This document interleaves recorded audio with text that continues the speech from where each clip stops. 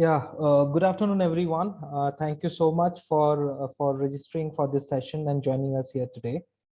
Thank you so much. I hope you all are doing great and having a wonderful time. So we have with us today Mr. Rudra Prasad, who is the Vice President, Business Head, Organic Growth and New Content Initiative at Times Group.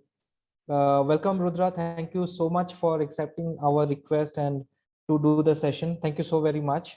Thank you, Shankar, and thank you, T-Hub entire team for organizing this session. It's a pleasure, Rudra. So a quick introduction to the speaker, Mr. Rudra. Today, he's a vice president at the Times Group. He had audiences growth and revenue for the entire Times Group includes 39 plus digital businesses, which include English, plus 8 for different languages under the Bennett Coleman and Company Limited. Rudra has featured in Times Group properties multiple times in Google IQ, Google Chrome, Dev Summit, AMP, roadshows, and many more. So I cannot count now. So before Times Group, he has been associated with multiple big giants like companies like Snapdeal, Amazon, Yahoo. So thank you, Rudra. It's a pleasure to have you here. And over to you. You can take it forward. Thank you so much, Shankar. Thank you, and thanks everybody who joined the session. I'll quickly start. I'll share my screen as well, and we can start from there. Yeah. To all the attendees, see, it's a two-way communication session, so you can post your doubts, your questions in the Q&A box, in the chat box. The speaker is going to take it, and also you can use the raise hand option, so we can directly talk to the speaker whenever you have any concern or doubt in between. Thank you. I'll be more happy if you ask the questions than me talking a lot, and feel free to ask all the questions. I think as quick introduction, like how what Shankar has mentioned, I'm now currently working at Times Group, and my core job is to bring a lot of organic growth to the entire group websites, and along with that, build like businesses around it from the same traffic that we are looking at. And also I'm responsible to grow the revenue that we are getting from the organic traffic. Along with that, I also part of the new content initiatives where we look at the opportunities and build like you guys do, like many startups within the Times Group to see how we can build the businesses out there. And I'm also like a speaker at Google I/O, AMP, and also an investor. And of course, I work for Tencent Group as a growth partner, and similarly with Create, Interact, and also recently closed my assignment Klook as well. And I'm currently serving board advisory for White Hat as well. Okay, this quick introduction. So today, what we're going to discuss is about like how startups will benefit from growth, or maybe I would put it the other way, that how do we make sure that growth should be a part of your process when you're actually thinking like a product fit or a product that you're planning to launch. And that is something where it's all defined by growth. I'll explain you why I'm saying that and how do I start, if at all I need to start a product like that, which is something where with the data driven and all of that, which is something where I'm going to discuss as an agenda here. Like, what is all this talk about, right? So one is like, how do you start analyzing the data, or how do we start analyzing the entire data that we see, and how do we identify the opportunities? I've given some examples also, like how I will start about that entire analysis, and how do I find that product market fit, like is it possible, not possible? If it is possible, how much it is scalable? Does it really has any value metrics to the user? And do I have any business goal, like if at all business goals that I need to achieve, like what are the common goals that I need to put into the across the company level? And focus more on the growth channels. Again, this depends on business to business, case to case. So this can vary based on the product, like I mentioned some time back. And don't forget the A/B testing, which is very, very important and very crucial for any startups for us to focus on. Why growth team is important, right? So I've been consulting multiple startups. Everybody comes and asks me like, Rudra, we need to build a growth. We need to set up a growth team. We wanted to do multiple things on the growth. Can you help us on all of that? For me, I think the growth team is nothing but a subset of all the teams work together to make it happen. Like, for example, you have product, you have engineering, you have content team and marketing team. And more importantly, we take the entire like data scientist information, like what exactly they're going to give the data to us. How do we take the input from their data, and how do we start utilizing this entire data to build this entire growth planning? And it all comes in like the 4-wheel steps called like analyze the data and ideate that entire from the data that what you can think of. And of course, when you sit in a room and you talk about data, I'm sure like everybody who attend this session will come up with a brilliant, like hundreds of ideas, right? So how do we prioritize what is important, what is not important on the day one, maybe in the day 30, right? How do you prioritize yourself on all these ideas basis the impact and the scale? And how do you test it out? Like it requires technology implementation, it could be content experiments, it could be multiple aspects from the product end as well. How do you do all of this testing and then again see the impact of it, again analyze the data? Is it experiment good, bad, or it's scalable? Then how do I scale it up? If it is went wrong, then what went wrong here? Like how to analyze the data? For me, this is a core growth hacking team that is very important, and I've seen personally my success there a lot with the kind of teams that I've worked earlier or the teams that I've framed in multiple organizations I've worked in. It has actually given us the best results on that, because the reason it can become very successful is it's not like a one-man show there. It's about everybody who works for the product takes the ownership and have a definite opinion with the data backup and go and test it out, right? So that actually gives us a definitely, whether it is a failure or success, but it goes in one direction to do the best. Now, before I start or before you think about growth, right? Like I said, I think product fit is very, very important. And my always take is that don't think like if you build a product, they'll come. If you just build it, they won't come. I think that is like a very fundamental thing that we should always think about it. Just because we launched a product doesn't mean that we always get the users and consume it. The reason I'm saying that part is like, let's understand like what is the product market fit as a definition, right? So identify the metric that represents and gives value to the user. If there is no value to the user, maybe when you launch, it just skyrockets the numbers and eventually it drops off because everybody comes to try your product. There's no doubt about it. But if you don't have the value metric, the users may not come back again and again to do that, right?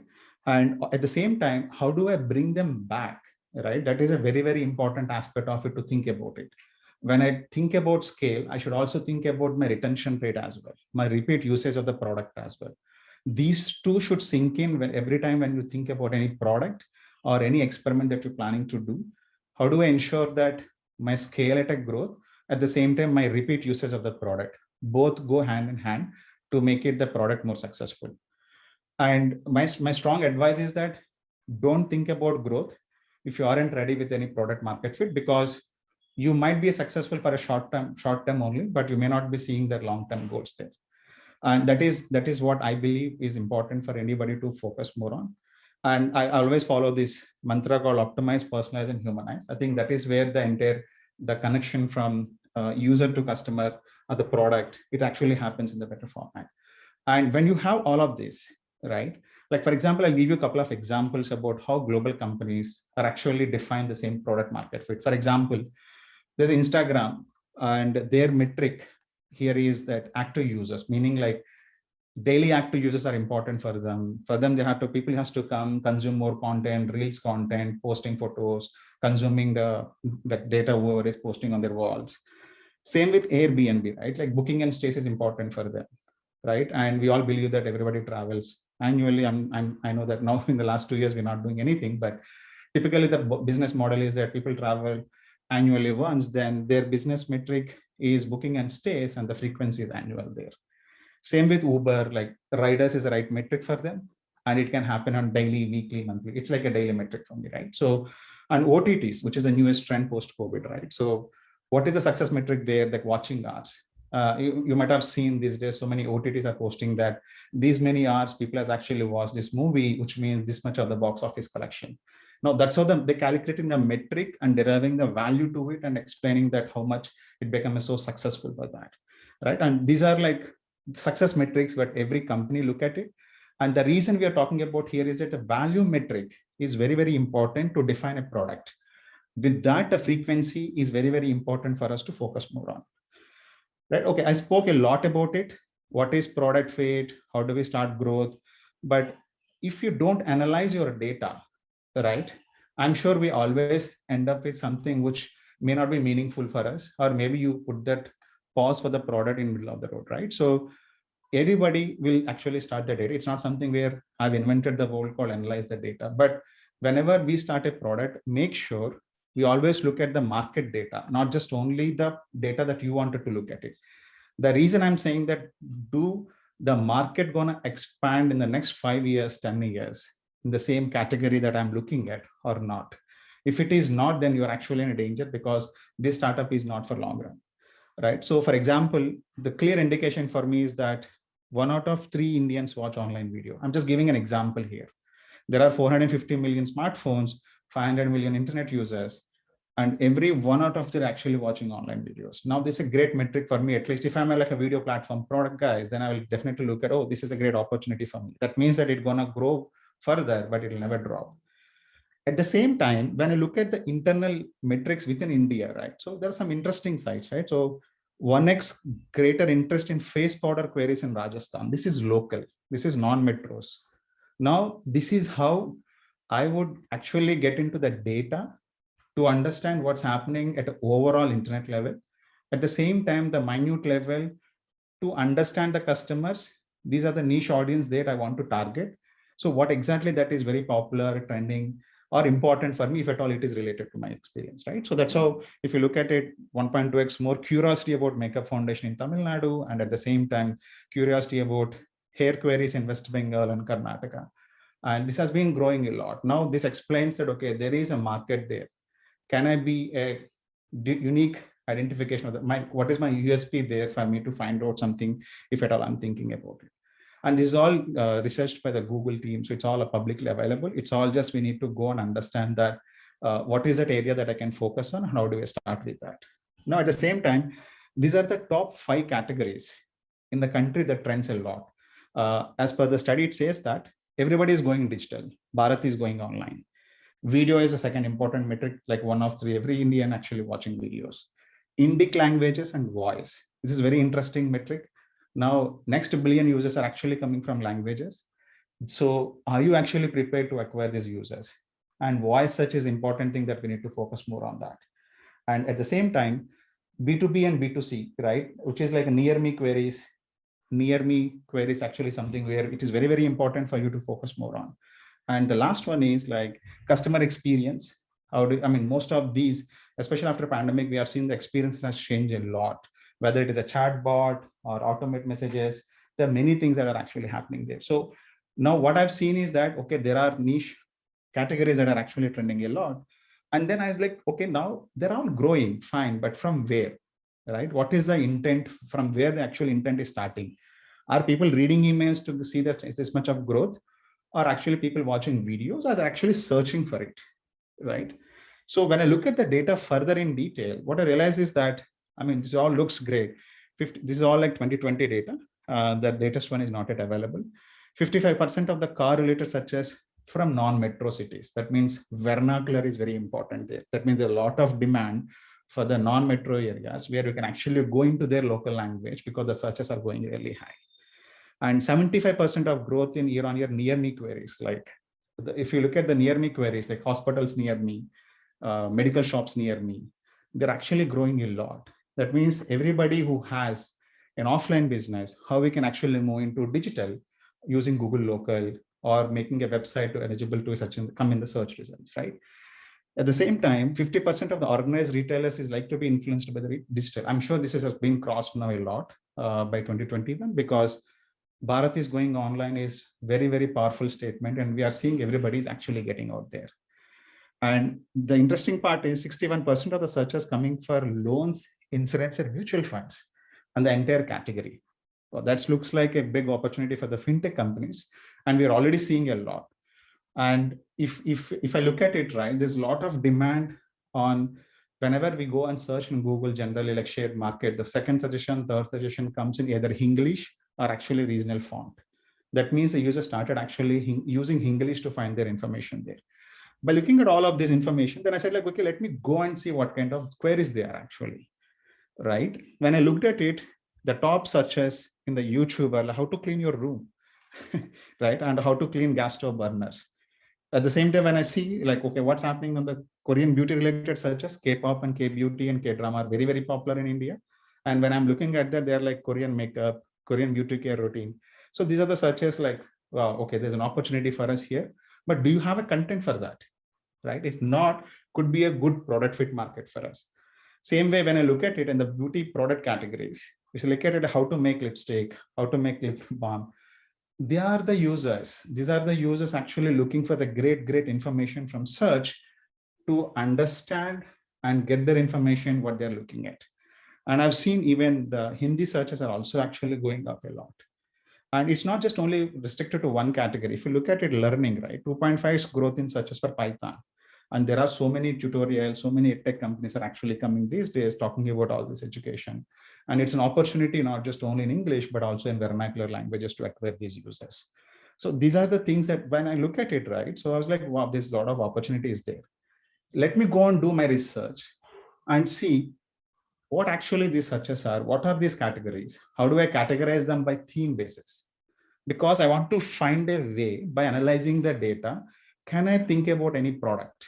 If I can think about any product, what kind of product going to look like? What is an opportunity for me to look at it, right? When you look at non-news categories, because news is very trendy, it is popular today, may not be popular tomorrow. So I look at like a non-news categories like product reviews, banking, appliances, health, anything that is non-metric, non-news category, I try to look at it. What I've seen is that all these categories ended up into these formats, either how-tos, what is, or curiosity questions, guidance, or they need someone to help them to understand what is the right way to purchase a product or right way to choose a product, or top 10 colleges, top 10 engineering colleges. And people are looking at address and phone number, and they want to know about HDFC Bank customer care number, HDFC Bank IFSC code number. And also their nearby queries, right? Nearby Dukan and all of that, right? So these are the searches that are actually coming up. Now, these all searches all put together somewhere around 200 million searches in Google per month. That's not like a small number. There's a lot of queries are actually happening in search, talking about informative queries, question and answers. People are looking the content either in English or in a video format or in a vernacular format. Now, this is something where very interesting for us to focus on, to see like this is how at least we can start as a product to think about, okay, what is an opportunity? Now I said like, okay, now there's a lot of content is going on. How do I think that I can convert this entire volume or a traffic or a users who are actually coming and searching a lot? How do I convert that into a business product? At a high level, I thought, okay, there's a lot of demand for the content. There's no doubt about it because I've seen 2 million searches happening there at a category level. Now, if I give information either in English or in vernacular language or in the video format, it adds a lot of value to the user. Fantastic. Evergreen nature content, because this content will never change. It's an evergreen. It is forever. It will never die like a news content. That means there are high chances for me to get return users. Fantastic. Now, brand awareness. Nobody knows about me. Everybody comes through search because that is the first and the primary activity everybody is doing it. Now they come from there, they read my content, they engage with my content. Maybe tomorrow they come directly to my website, right? This search user has become my direct user tomorrow, or maybe an app user tomorrow to start consuming my content. So that means brand awareness is going high. At the same time, I'm building my trust with the user that, look, I'm qualified, authentic information, I'm giving it to you. So this is the best important thing for you. Right now, what is the output? Okay, fine. This is all I'm giving it to the user. Then what will you do with that content, right? What will happen to him? So there are multiple business models you can bring around it, either through subscription model, like everybody is now asking us with a paywall that pay money to read my content, right? So if it is quality content, people are actually paying money to read it, not just only in the text, even the videos, podcast, people are actually paying money to listen to this content because this is quality and authentic content. Or maybe I'll generate more revenue through ads at the day one. And then slowly I may move into affiliate model or a form or a lead model, etc. So this is how, at least from this data, I realized that, okay, there's a lot of data that is happening in search. Maybe I should be thinking about how do I launch my product and understand what is my product fit here. And I also understand what is the retention rate that I can think of from this business. And I also understand what is my output metric, which is a revenue or a subscription model to acquire the user. Now, value of the metric is very important. And that is where the product engineering and content team comes and plays an important role here. The reason I'm saying that is there's like a 4-step journey for us, right? Discoverability of your product. It could be from search, it could be from social, it could be direct user, or it could be paid marketing that you're doing it. Once a user lands on your web page, are they engaging with your product? How do I know is that using your time spent, using your scroll rate on the page, users are coming up. Are they actually going to the last scroll of your desktop or the mobile website? Or they're just bouncing off within the half of the screen? Is it because too many ads? Or is it because the quality of the content is bad? Or is it because the page itself is not loading? These are the important metrics that gets us a lot of information. Once that happens, if your engagement is good, obviously for me, the takeover of the user is done. Because if user is spending a lot of good time with my website, that means he's engaged with my content. And if I have a content commerce model, for example, I'm explaining a user how to buy a washing machine. Now he started reading this entire information. If he's convinced with the content, I'm sure he will start making or discovering or exploring his purchase options as well by clicking on the information that I have. Or maybe if he really likes the content that I've written, maybe he will subscribe to my newsletters, or he will take the subscription package, or he may download my app. It all depends on how these two important factors comes in, right? Sometimes what happens is search user gives us a more value. Sometimes the social user gives us more value. All you have to do is to understand the value metric by channel and make sure these decisions happens for you. If these three things happen in the parallel, your conversion rate obviously goes really well. And that is something where all these three metrics actually helps you to do that. And this is what the my value metric for a product like this, to build like this in the market fit and make the value metric like this. Now with this, I can think of, okay, now let me start which teams are important for me and what is everybody's goal there. Well, everybody has their independent goals, but my main goal is very simple, that look, our result is very simple of what we discussed is a revenue, subscription, app downloads, and newsletter subscriptions, right? So all these, the content is like a pillar for almost the entire organization, because anything you built in, if you communicate that content in a very conversational way, whether it is a product, whether it is a review, whether it is anything in that matter, if you can convince with your content, the user will get automatically engaged with your product. So the content team works with the product team because they need to engage more to make sure great product they built in. At the same time, the content also works with technology. For example, there's a content commerce, widgets to add, there's a lead business, form page to add. How do you do that? What is the best way to do that? How do you make sure the conversation is not missing when you're adding such widgets? The user is not bouncing off just because you're putting a lot of ads there or a lot of forms there, etc. At the same time, parallelly, my marketing team and audience or strategy team continuously monitor on a day-to-day metric. Not like I will watch only the metrics after the end of the month, but day-to-day metric to understand what's going on. Is it good, bad? Is it happening in the right direction, or my scroll dropped off after launch this new feature? This collective way of from ideation to implementing, acquisition user, A/B testing, and then analyzing the data to see the right output is very, very important for any startup to happen. And all of them should have single goal. I know every organization will have that, okay, this is your goal, this is my goal, this is his goal, right? So, but at least so far what I've worked in, for all of us, like if at all I'm handling the growth at times, my entire goal is acquiring user from search is the first step of the success. But the actual success is once he either download the app or taken the paid subscription or become my direct user tomorrow, or become my subscribe notifications for the Chrome browser or app browser notifications, or clicking on any of affiliate links and purchasing any product from outside, right? That is how we actually calculate the entire journey of a search user to our products to the exit, the entire funnel we look at it. Now, this is the common goal for the entire company to think about it. And that is how we align, right? The first success is getting the user, but the actual success is once everybody in the organization align to the single goal. That way, every thinking thought process behind every time when you do any new project, it actually aligns to your business goal.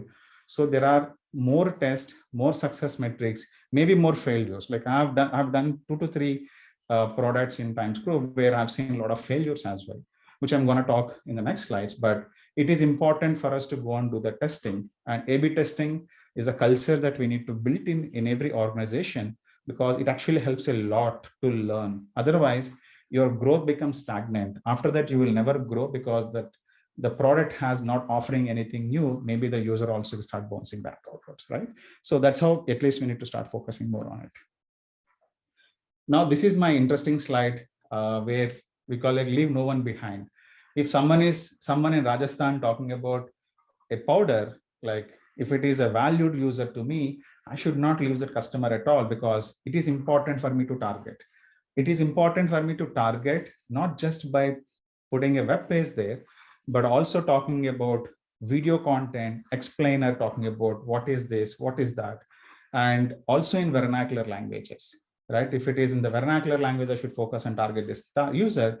I should be the first one to start with that and start acquiring those users, which is where I said that every user is important for us and leave no one behind, because everyone can become your loyal customer tomorrow if you build a great product. Now, there are so many growth channels. There are so many growth channels that you have. I mean, I tried to cut down as much as possible here, because everything is tested and verified, and some people gain in some formats, some people gain in some formats. For example, I have organic search, which I'll talk it later, which has, everybody says that there's SEO, but within SEO, you have multiple channels: performance marketing, traditional marketing, and content creators, which is the next booming thing, where social platforms, social e-commerce, Takatak, Insta Reels, this is where the most of the Janta is sitting these days. So how do you get that? And there's less competition also today, probably less CPCs or CPMs as well there. So why didn't you go and acquire these new faces or the new next NBUs coming up there? And at the same time, aggregates and affiliates and social. This is all the website of it, right? So within the performance marketing, you have multiple channels. Within the targeting marketing, you have multiple channels. But at the same time, on the app side, it's all about how do you optimize it. There are multiple ways to optimize. Everybody has their own theory. Everybody has their own experiments. Everybody has their own learnings, right? I mean, there's a say, right? In SEO, if you rank number one, you get maximum traffic. If you don't do it right, then number two gets more traffic than the number one. What is not good here could be a title of the page, could be the description of the page. Maybe your site will never load. And so everything, if you look at any marketing, if you look at anything in that matter of any channel, double check, analyze everything, and make sure that your experiments are actually going at a scale. Otherwise, you'll end up paying a lot of CAC, the cost, customer acquisition cost, but you end up giving very less in terms of conversions. And at the same time, explore more on the voice search for vernaculars. Don't forget that. And podcast is something where categories like business, vernacular can boom in a lot, because these users are very core to the category and they want to hear more about expert opinions and everything. And of course, Google Assistant, web stories, and short videos, which are really, really important for you to get conversion. And if you look at it, right, like all of these channels may or may not fit for all the products, but every time when we look into one of the first thing, okay, let me go and try, like for example, in the Play Store, you are seeing that, okay, there are 3 different channels that gets me a lot of visitors, either from search, either from explore, either from third party, which is outside Play Store market, right? So the best thing there is that you can actually see what is your conversion rate versus the peers there, right? Which you choose to who are your peers and what is your conversion rate versus them. There you know that, okay, I'm getting 7% to 8% conversion rate, but my competition in the same category are actually getting 30% conversion rate. So this is very good input for you to start experimenting, start analyzing your entire business, start analyzing your entire Play Store and observe that part. Same way with performance marketing as well. Same way with SEO as well. Same with social as well. I mean, there is a metric that you need to identify yourself. There's always a way for us to measure the impact. There's always, like I was talking to someone in one of the Southeast Asia, is one of the growth guy. He's saying that, look, I think my new users coming from Facebook are actually got saturated. I don't think so. There are no longer new users, right? So because his data says that, then we actually showed him how Facebook is actually growing there and what exactly he is missing out. So this analysis is very, very important for you. And like tools like SimilarWeb, SEMrush, or it depends on the category to category, we can actually look into it. On the Play Store side, if you look at AppsFlyer, App Annie, right? And you can actually look at like how much of competition estimated traffic and what channels, what landing pages they're getting, what are those creatives. One of the company I've worked in India, like we looked at the creators versus we looked at the competition. 3 experiments, we achieved actually the PS actual conversion rates just by 3 experiments. And all this analysis actually went through only the creatives. The reason is the journey of the user, actually the store journey, which I mentioned here. When I see an ad on outside Play Store, but what I see on the Play Store are actually completely different. User completely lost. Oh, these guys said that there is 50% off if I go now.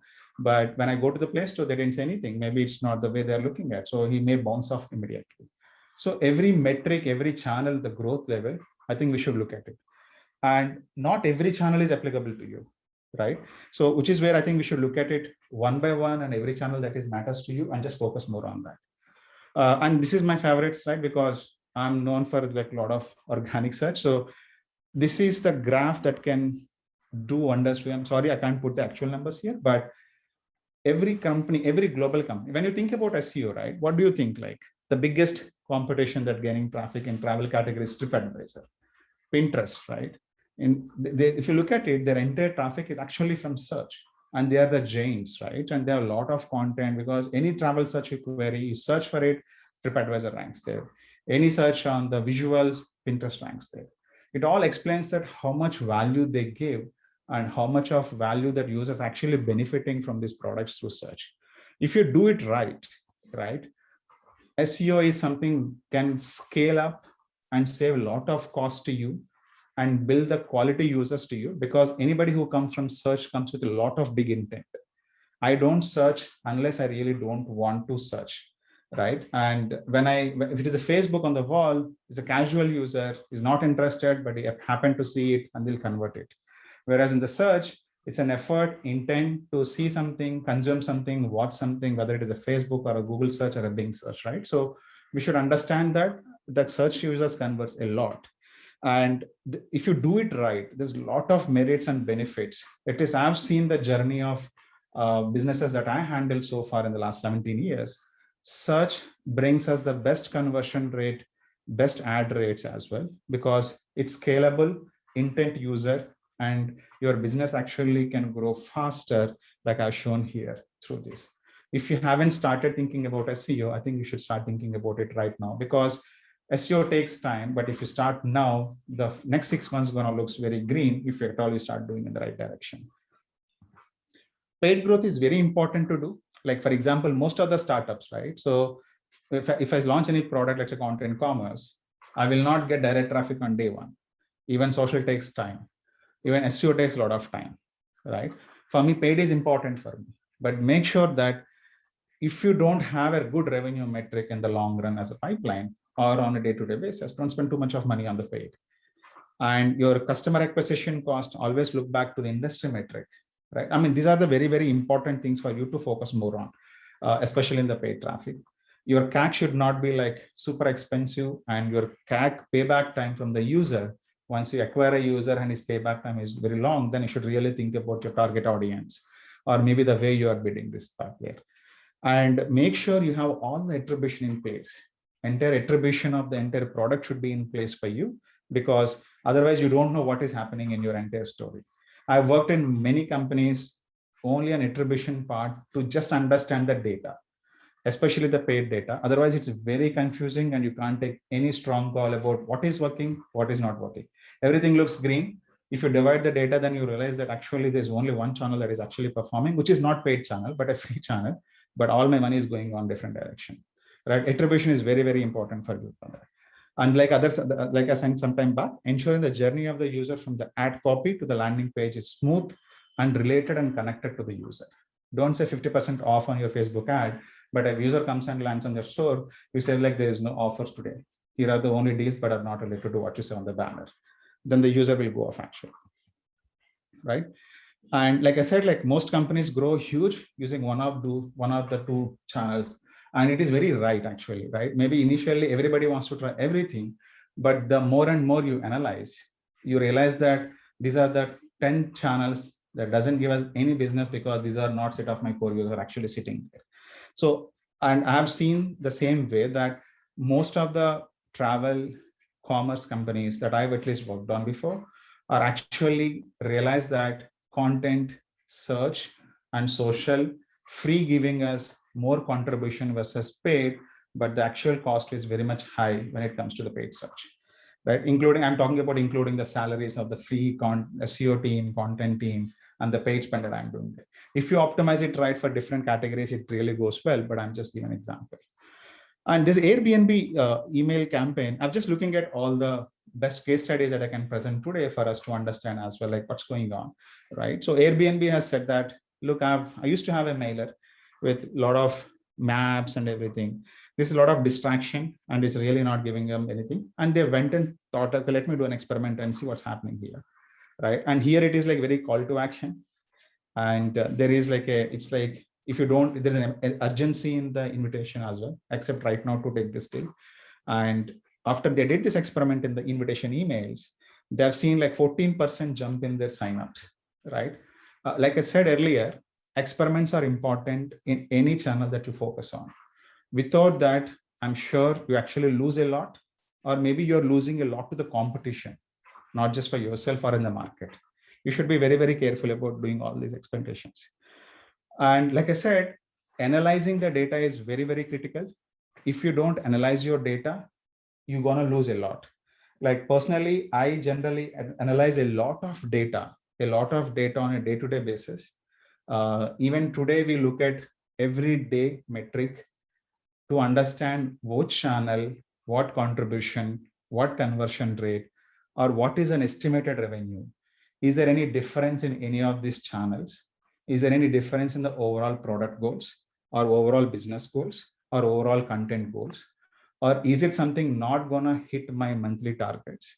Or is it something that where my peers are actually growing in the Play Store? Is it something going really wrong in a different direction? Every day you should actually dig into GA and maybe, or you sit with your data scientist.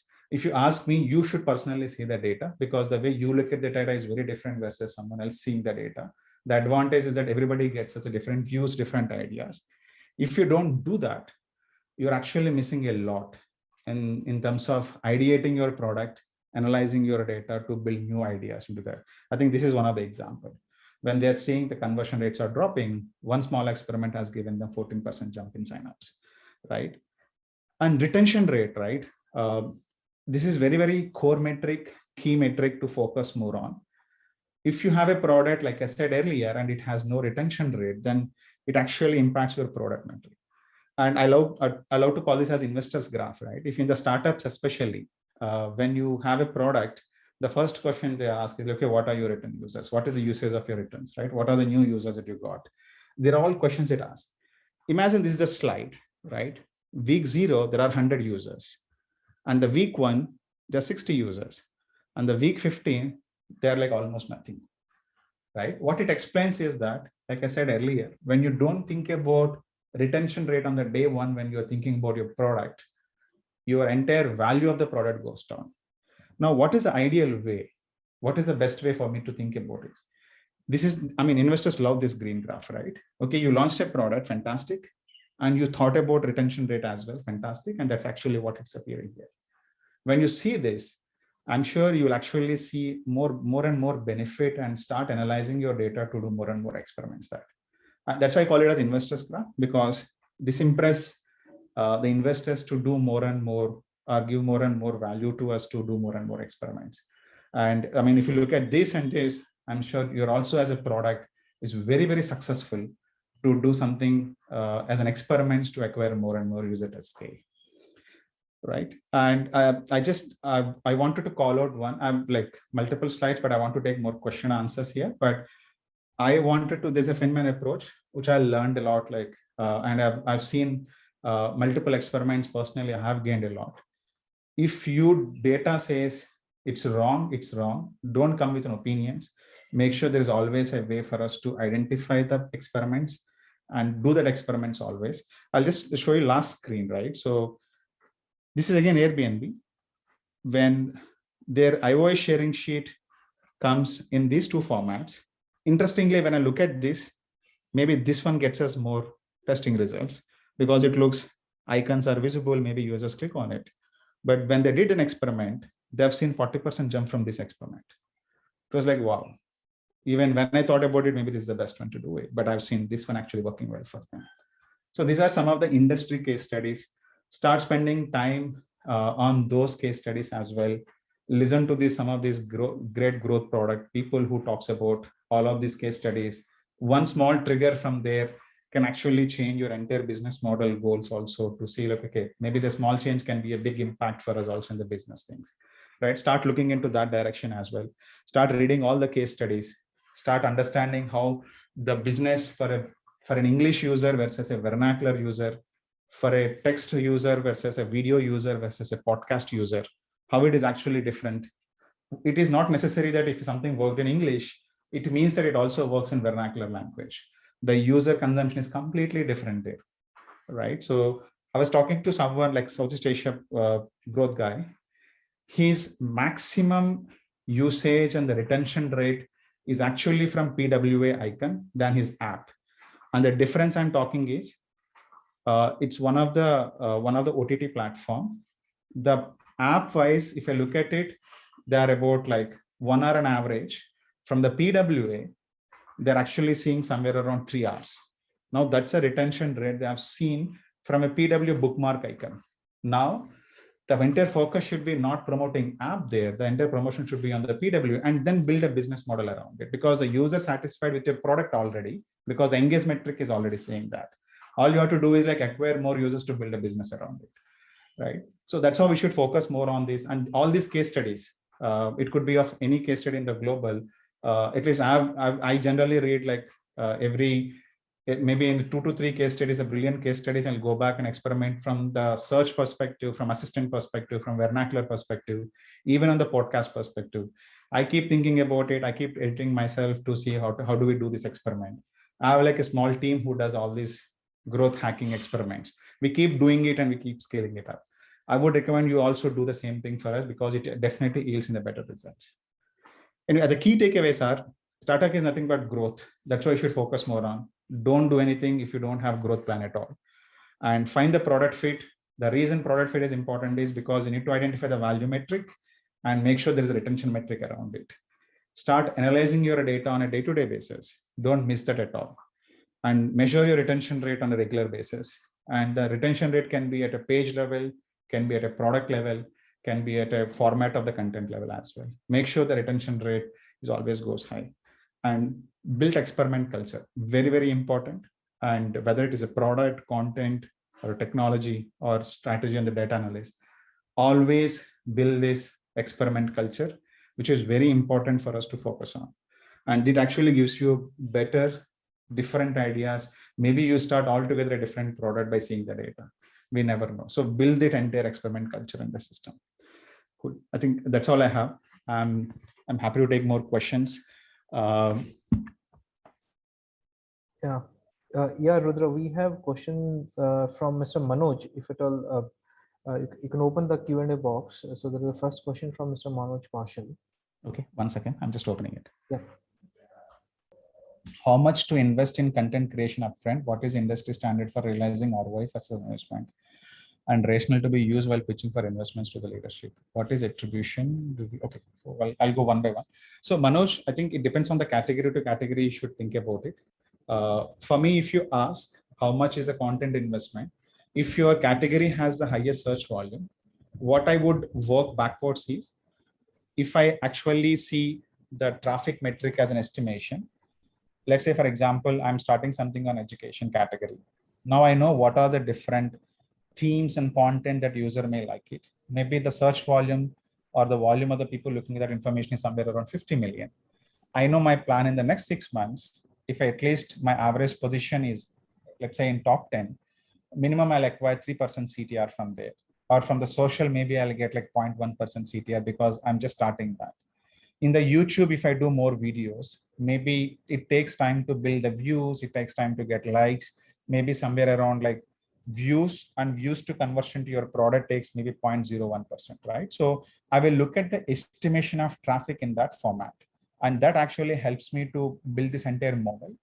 And basis that, I'll start investing it. And don't try to invest your entire content model throughout the year, right? Because if you do the entire content model throughout the year, meaning like you want to create 100 pages of content, do it now and start seeing the result going forward. But don't think that I want to invest 100 pages in the next 3 months.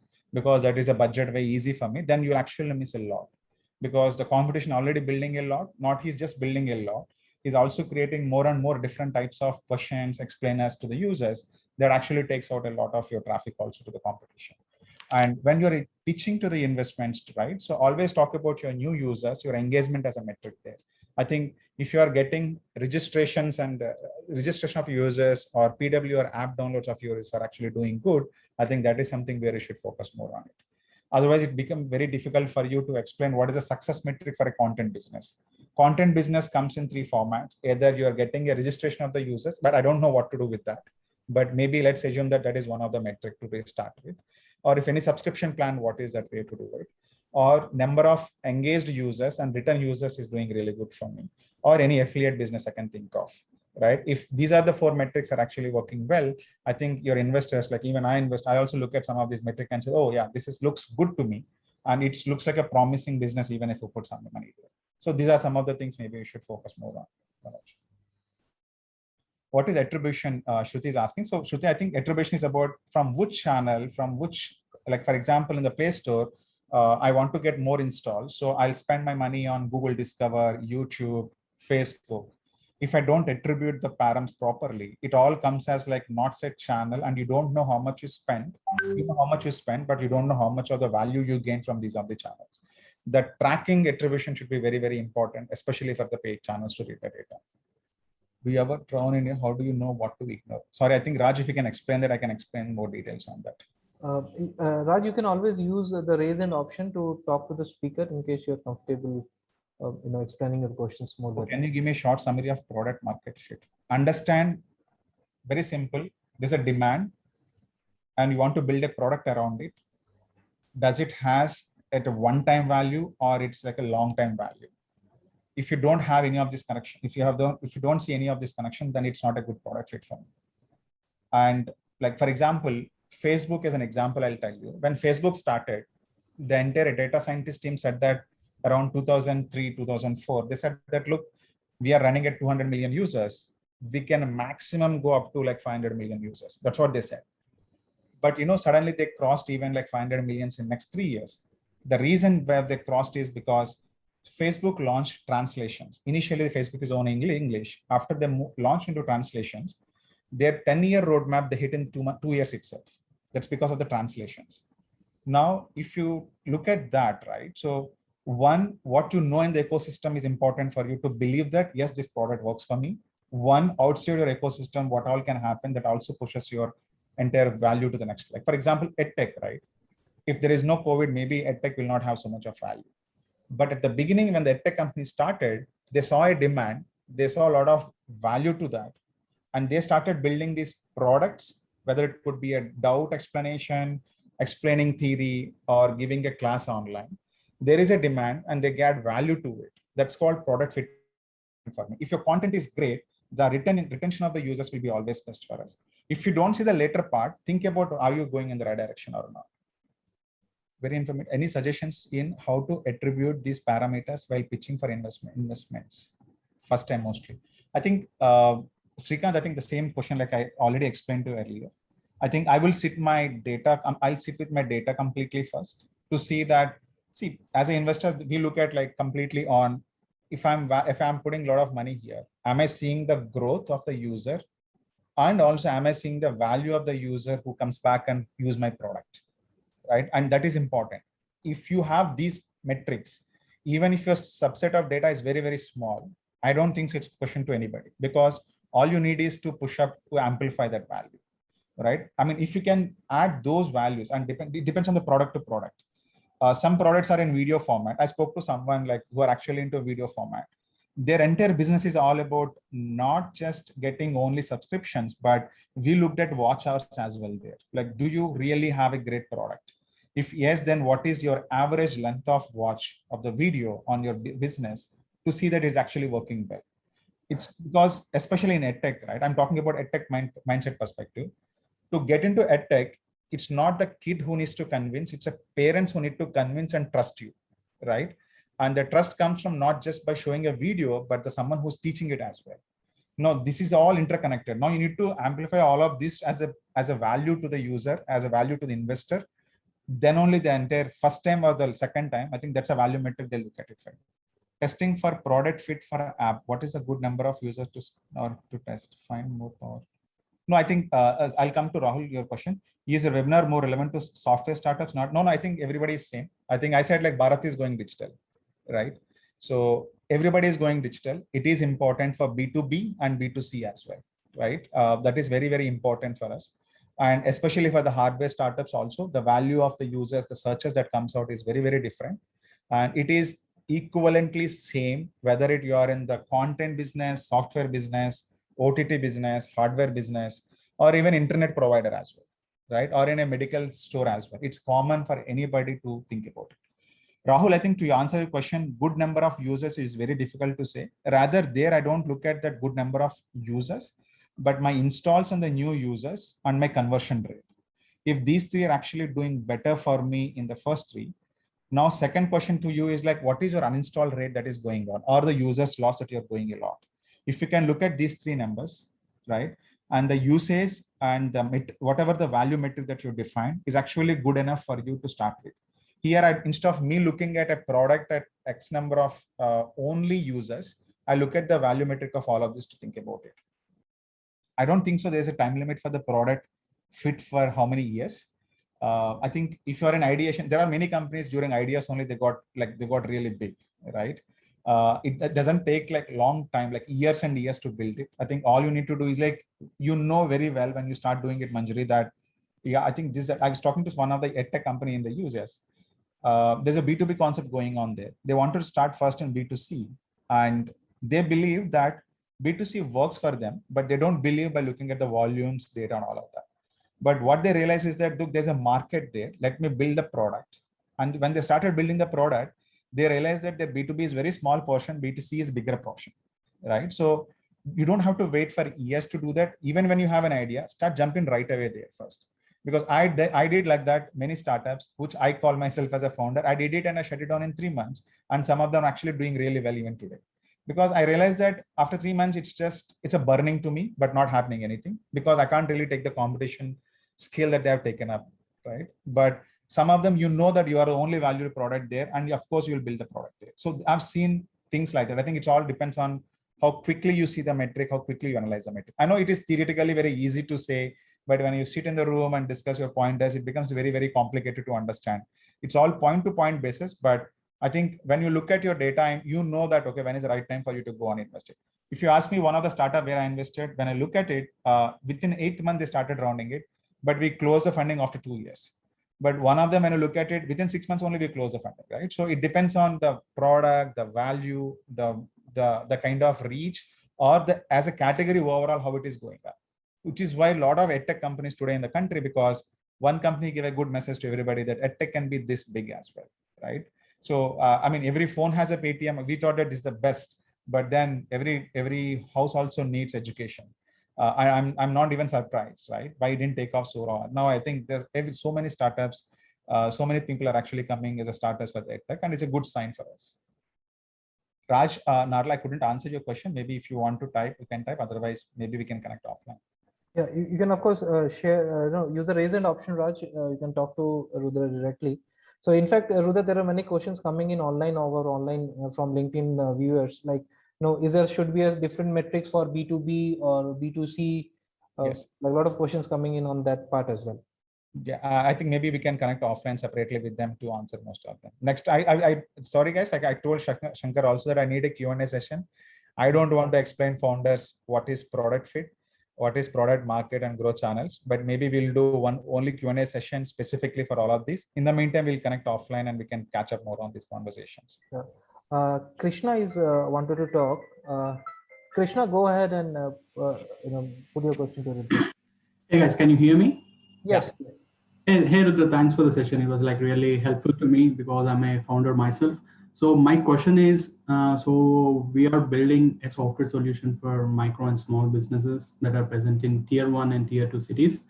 So most of our business owners, they're not online very much. Even if they are online, I mean, they're not on Instagram Reels or they don't watch YouTube Shorts very much. So how do we create content for them and engage them? it's a very big question, right? I think maybe like Krishna, let's connect offline one, because I've worked on one company like that to build a growth plan for them. Okay. And the cost per acquisition there was pretty cheap. And acquisition here is like user viewability and value that we're driving back. Maybe we can connect offline once on that for me to go through it and see how it works for us. Okay. Okay. Thank you, Rudra. Because it's a good question, but it's gonna take a little longer than what we expected. Okay. Thank you, Krishna. If all we have any other such questions, we have still 4 minutes to go. You can of course raise your hand, put your questions in the Q&A box or in the chat box as well. Yeah. If not, we can wrap up the session. Yeah, I think we can connect offline anyway. Thank you so much, everybody, for your time. And I'm really proud. I'm from Andhra, and I mean, technically United States of Andhra. So this is my first thing, which is an association with the T-Hub. I'm sure we're gonna do more and more in the coming years as well. Absolutely. Thank you so much, Rudra, for accepting our request. I'm sure that's a wonderful, very in-depth session. Many questions are being answered, and I'm sure people have a lot many queries. Of course, we'll come out with a new session. Of course, and thank you so much. And it's always a pleasure to have you, Rudra, and to all the attendees. Thank you so much for joining us.